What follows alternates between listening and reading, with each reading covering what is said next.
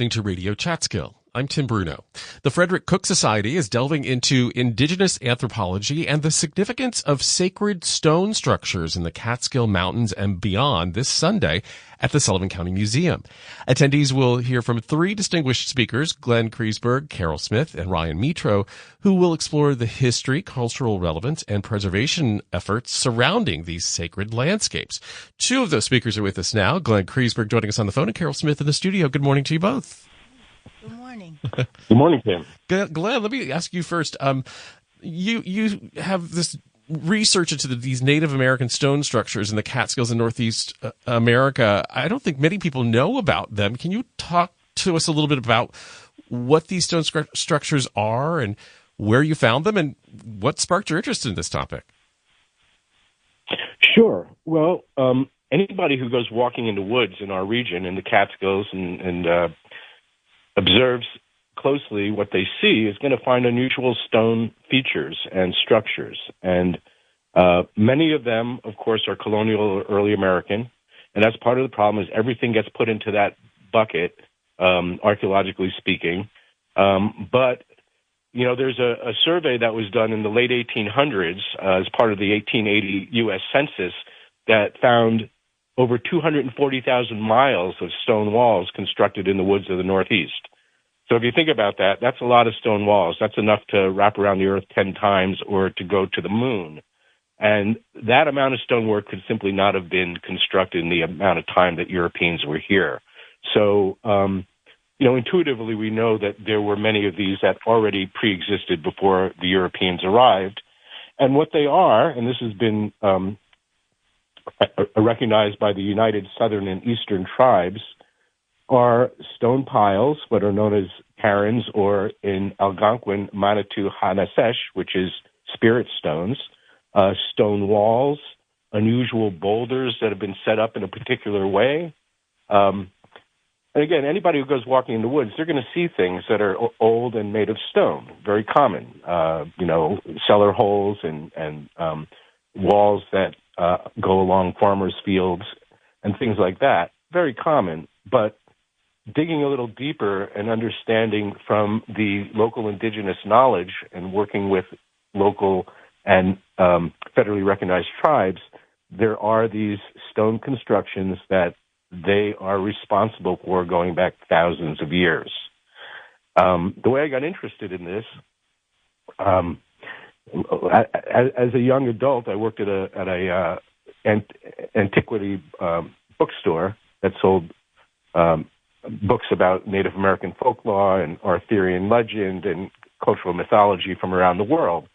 So I started reading a lot about things like that, and a group named NERA, the New England Antiquities Research Association, came to my attention when I was on a cell tower siting committee, and people in the neighborhood of where the tower was going were concerned about these stone piles in their woods that might get disturbed. And the traditional, the academic or, historians basically dismissed them and said, no, these are all early American or colonial. But this group, NERA, they said, no, some of these, in fact, might be much more ancient and much more significant as far as cultural resources. So that really got me going. And I said, wow, we got this mystery right in our own woods that is kind of controversial and nobody can quite get a handle on. And that's when I started taking an approach to recording their locations and their features and building a database to help study them. And writing a book, Spirits in Stone, The Secrets of Megalithic America. Carol Smith is here. She's the director of the Frederick Cook Society, which is hosting this event. Now, Dr. Cook, famous local explorer, we know him as, but he worked in anthropology as well. Talk a little bit about that study that he had, his study of indigenous cultures. Yes, I think that's what got me interested. A lot of people don't know that Frederick Cook researched indigenous culture in Tierra del Fuego and also in Greenland. He wrote papers and he studied them and he measured them, and he was also a physician who analyzed their medical histories, their diets, and he used that research to adapt his own exploration techniques so that he could be successful in the culture of Antarctica and of the North Pole. And he was one of the first early explorers to embrace indigenous culture. So the Cook Society is naturally fascinated by Glenn's work, and that's what drew me to Glenn and what, encouraged me to invite him to come and speak. And Glenn, do we still have you there? Are you there? Oh, yes. Okay, good. I thought I heard a click. It scares me a little bit when I hear that. So I'm glad you're still with us. But because I wanted to ask you about, recognizing and preserving these sacred sites. How does this better help us understand the history and worldview of the early inhabitants of our region? Well, I'm not Native American. I don't like to speak for them when it comes to spiritual matters. But what I can say is that there are certain patterns that are really worldwide. For cultures going back to into great antiquity, and these elements of the civilization usually are very their worldview is very three-dimensional. They see a sky world where there are supernatural beings inhabiting the heavens and the celestial world, and they also see an underworld below the surface of the living, where they're also inhabited by spirits and supernatural. So the melding of these three worlds very much is a three-dimensional view of their existence. And again, this is very ubiquitous. If you look at cultures from around the world, this three-dimensional view of the sky world, the underworld, and the plane of the living, and through, we'll call it shamanic practices, they attempt to communicate with those worlds, regulate those types of energies, so it benefits the community. Could you share a particularly significant or unique stone structure that you've encountered during your research and what made it stand out to you? Well, let me mention a stone that's on a summit in the Shawangunk Mountains that has both a relationship with another stone, and this would be considered a dolmen, which is a large boulder that's been set up on smaller stones and oriented in a particular fashion. And the one I'm thinking of is we consider it both a compass and a calendar stone in that it has features that are oriented to the cardinal directions, helping with navigation as a compass, but it also has a relationship with another site location, in some cases, nearby, but in this case, almost 18 miles away in the Catskills. And what you have is an alignment with an azimuth that is exactly a winter solstice sunrise, summer solstice sunset alignment. So if you're at one stone looking in the direction of where the other stone is at a particular day of the year, either the longest or the shortest day, you're going to see the sun rise or set on the horizon aligned with that, the two stone constructions. So these are archaeoastronomy features that many of these sites possess. And again, it speaks to the higher knowledge of the people who constructed them. Wow. Carol, Ryan Mitro is going to be another speaker at the event Sunday at the Sullivan County Museum. He started a nonprofit called Sacred Circle of Stones. What's this nonprofit about? Yes, well, this is new. Ryan has land, his family land in Fallsburg, and he discovered these I can't hardly say the word archaeological stones on his property that lined up with the solstice.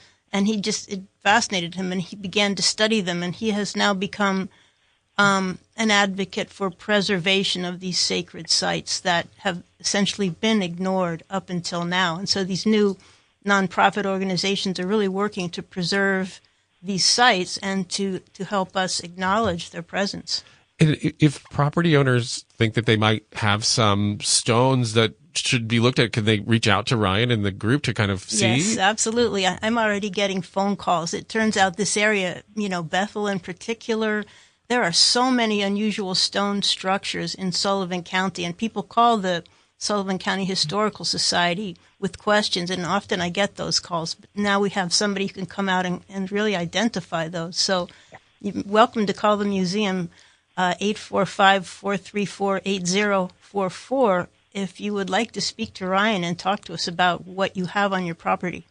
Glenn, you've documented hundreds of stone structures in the region, and Harold mentions that, in this particular area of Sullivan County, there are many of them. Are there certain patterns or trends that you notice in the distribution of these stone structures at the sites? That's a great question. In the Catskills, we very much have them in the watersheds, and it's believed that many of these stone structures might be marking boundaries of watersheds. In Woodstock, where I'm from, we've got many hollows. We've got something Lewis Hollow, Mink Hollow, Bearsville Hollow, Silver Hollow, lots of hollows. Every one of the hollows, there are these Native American ceremonial stone landscapes, and it's because it's where the water gathers. There are springs, there are folds in the bedrock that allow water in the aquifer to feed the springs. They're natural amphitheaters, so many stream heads and water heads, and basically the source of where the streams and the creeks and the rivers come from. You follow them back to the mountains, and you find these sites marking the locations where these headwaters are. Carol, let's remind folks about the event and the timing of it and where they can get more information. Yes, the event is next Sunday, February 23rd at 2 p.m. at the Sullivan County Museum, 265 Main Street in Hurleyville. We'll have bagels and coffee. And if anyone has stones, I know I found a beautiful Lenape stone in our backyard in Youngsville that's 500 years old. Wow. And I'm going to bring it. And if you'd like to bring things to share, that's also encouraged. Well, before we go, I want to just ask both of you, what do you hope folks take away from this presentation this Sunday, and just in general, knowing about these? From the Cook Society, representing Dr. Cook and his embrace of indigenous cultures, I think just wants to kind of help people understand that there was great intelligence and wisdom and things we need to understand about the indigenous population and the curiosity that we should embrace, and I think that's where I'm coming from. And Glenn? Preservation, making sure that these are still around for future generations to explore and learn from, and also that credit is due to the people who built these, so they need to be understood in their proper context, cultural context. So studying them, understanding them, getting feedback, and documenting them in perpetuity, so that they are always remembered, is paramount. Yeah, and honoring these great Native American traditions. That's great. We've been talking to Glenn Kreisberg. He's the author of Spirits in Stone, The Secrets of Megalithic America. And we've been speaking with Carol Smith. She's the director of the Frederick Cook Society. They'll both be at the Sullivan County Museum this Sunday, along with Ryan Mitro, to explore the history, cultural relevance, and preservation efforts surrounding the sacred stone structures in the Catskill Mountains and beyond. Thank you guys so much for this event, but also this enlightening conversation. We appreciate it. Thank you, Tim. That was awesome. Thanks, Tim. Thank you, Glenn.